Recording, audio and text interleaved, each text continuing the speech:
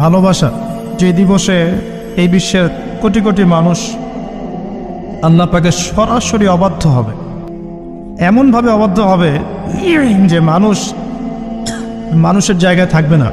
মানুষ তার প্রবৃত্তির পাশবিক দাসত্ব করবে। হারাম সম্পর্ক, কাছে আসার গল্প শুনেছেন?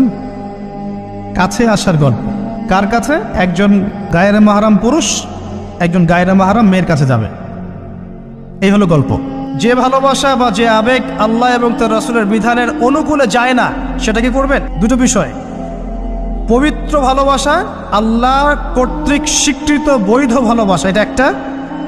আর একটা এর বিপরীত শক্তি শয়তান কর্তৃক স্বীকৃত ভালোবাসা। আমার কথাটা একটু গভীরভাবে বোঝেন। একটা হচ্ছে আল্লাহর পক্ষ থেকে স্বীকৃত বৈধ ভালোবাসা, এর বিপরীতে হচ্ছে একটা প্রবৃত্তিগত পাশবিক দাসত্ব শয়তান কর্তৃক স্বীকৃত। কথা বুঝতে পারছেন?